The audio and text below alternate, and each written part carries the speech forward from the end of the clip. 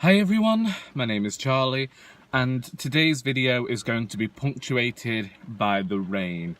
I didn't ask for this to happen. I actually put in a request for springtime weather, because that sunlight just leaves you feeling all fresh and everything. You can wake up 5:30 in the morning with sunlight and you feel ready to go.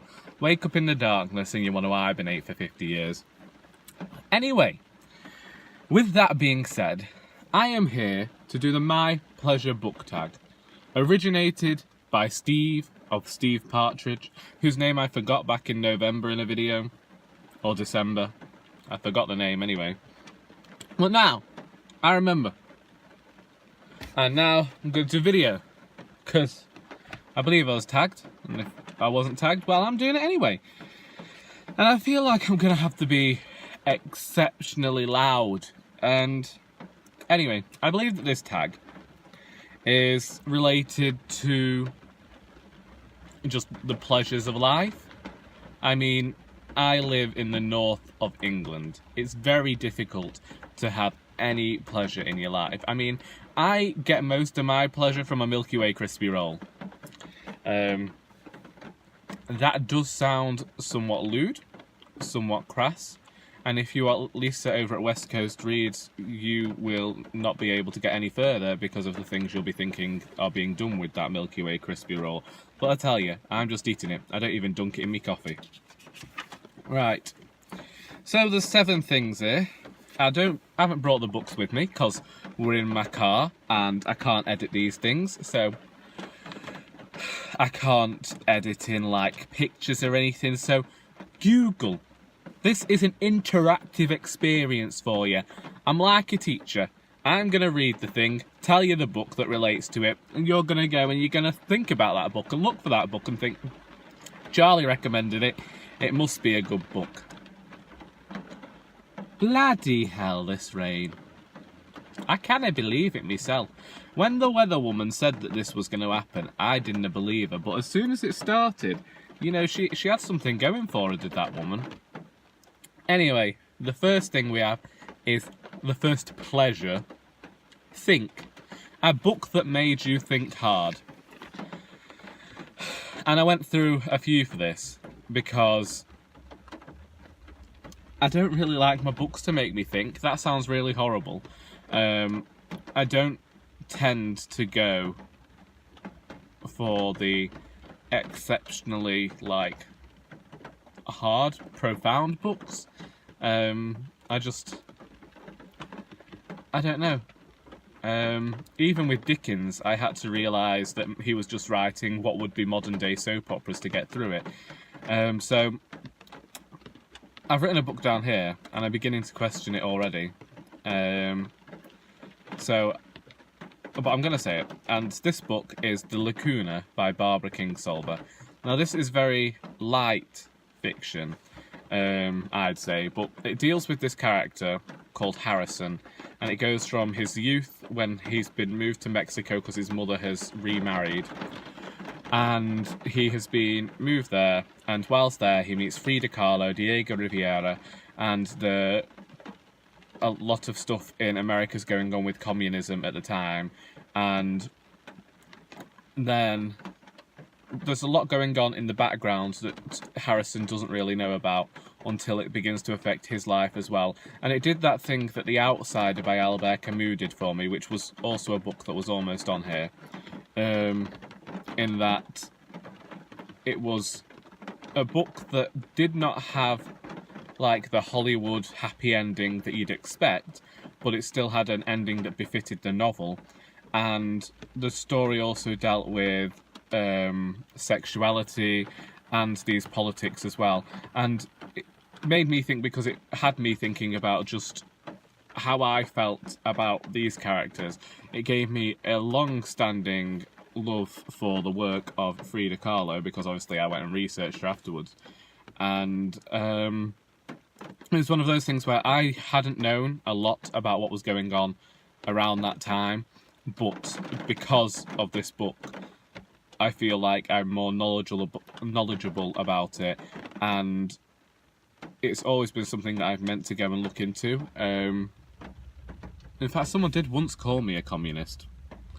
I hope, from reading that book, I'm pretty sure it's not a good thing, so maybe I was being insulted and I'm just too common to realise. Anyway, yes, that book.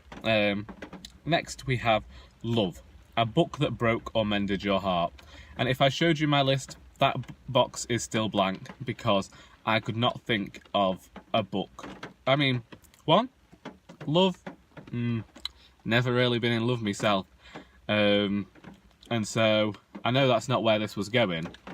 But there's certainly a few books. There's 3 books I could think of that had done this whole thing of breaking my heart. And there was actually, I was going to send a message to Lindsay over in Berlin to ask her just what, just what, the book was that I sent her a message to, because I send her a lot of messages related to the books that I'm reading, and when they've had like super climactic endings that have torn out my soul, then I send her all these messages, and she can probably tell you about 50 books in the last 5 years that have all done that to me. But let's just go for one that we've read this year, and that was Fool's Fate by Robin Hobb. I didn't necessarily want to put a fantastical novel in here. I considered putting one of my mum's Mills and Boons in here for fun, but I don't think that I've read many books with romance in. I think that some people might say Tin Man by Sarah Winman for this, but for me, I'm going with Fool's Fate because there's something that happens in this book that left me feeling in a similar way to how I felt at the end of the 6th Harry Potter book. And the thing like that, this sort of loss of a guardian type character, resonates a lot with me, and has always done this thing of being very good at reminding me of the death of my grandfather. And so I always have to, whenever I read these sorts of things, I go through all that sort of emotion again. It doesn't help that the final part of Fool's Fate by Robin Hobb is just filled with complete torture for her characters. And like, you think something really bad has happened to a character, and then she just goes and makes it worse. And I have always said that woman knows how to torture her characters.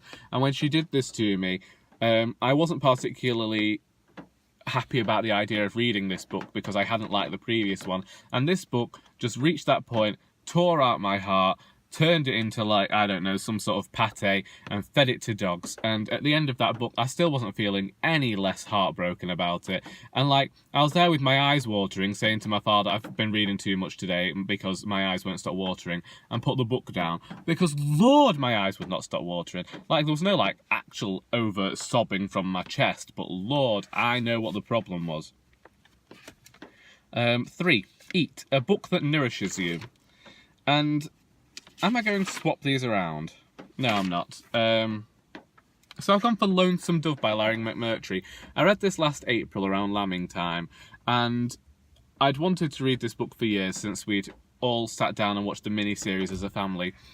And it didn't disappoint me. It's Cal and Gus, 2 former Texas Rangers, who are feeling a bit withdrawn, a bit desolate, a bit like, you know, they've reached the end of their lives and there's no excitement left. And a former colleague of theirs comes and is like, let's go on this cattle run to somewhere up in the north of America.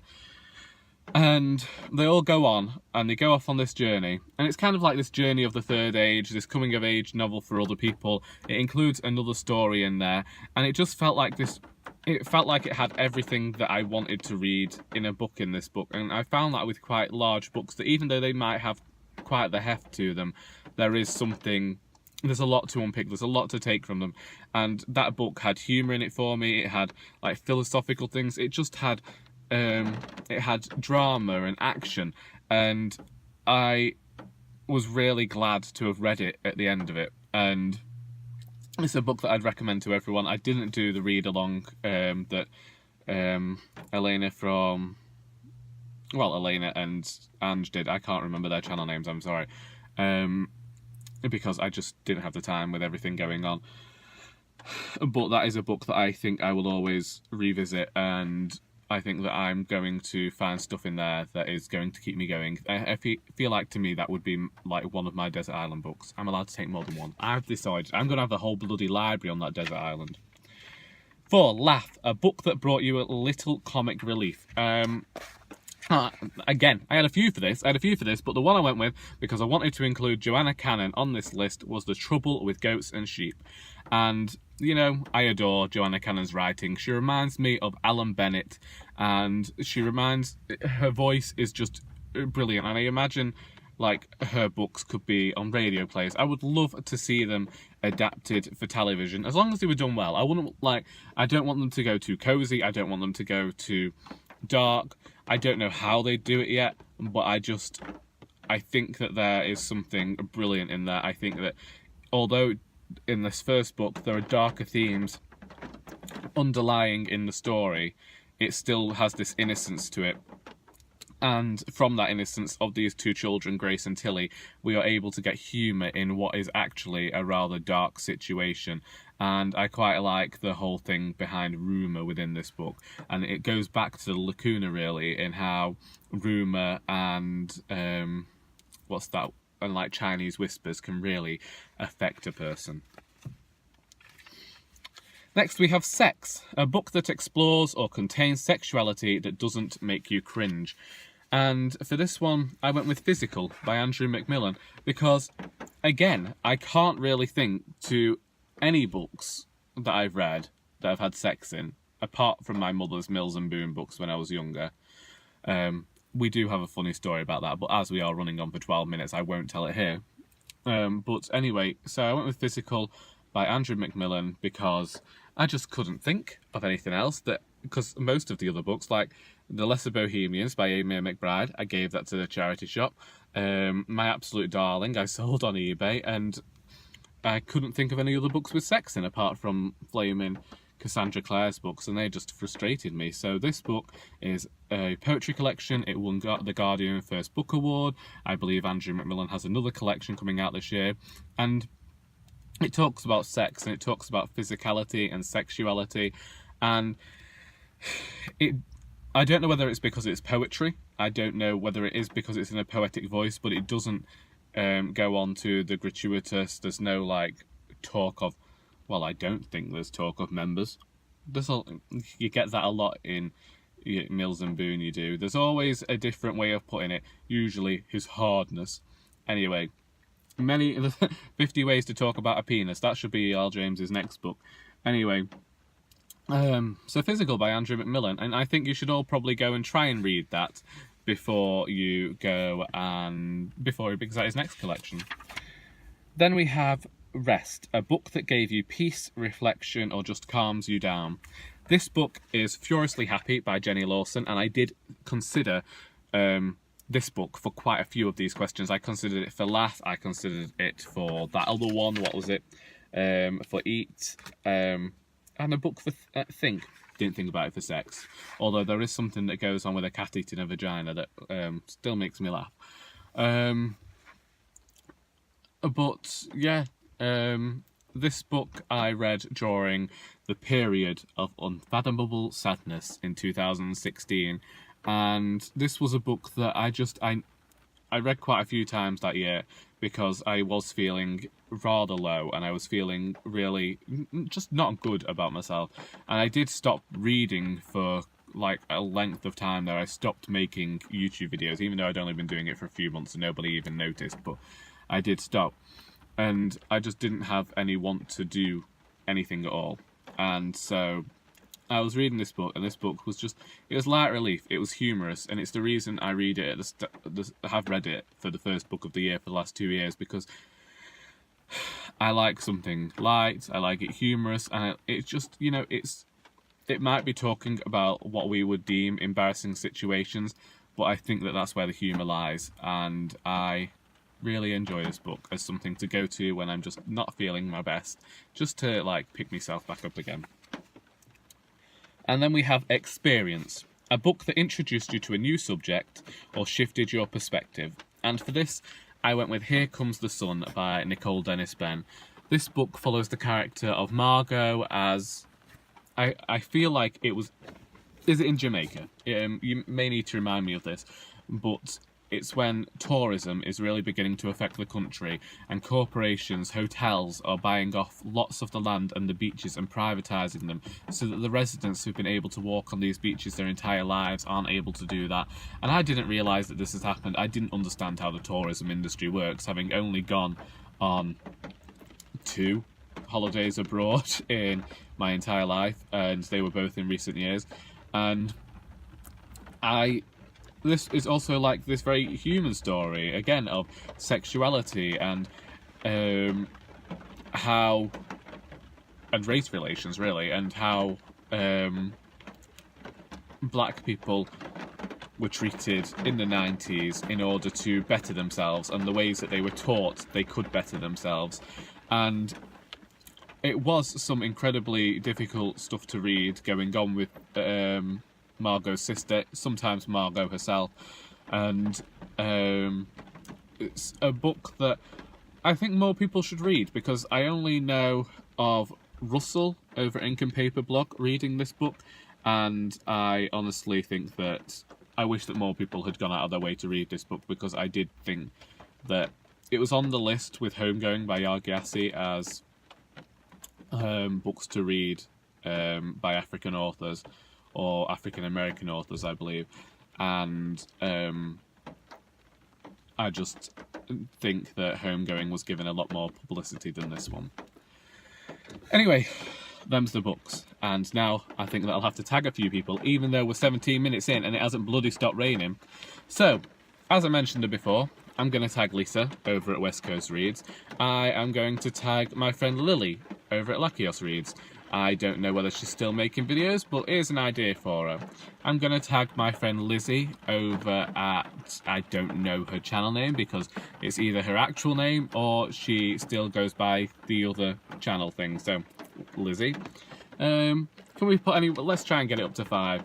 Katie over at Books and Things, and Beth over at Bethchatsbooks. There we go, 5. That's 5 people I have tagged. I actually know 5 people. I am astounded by this.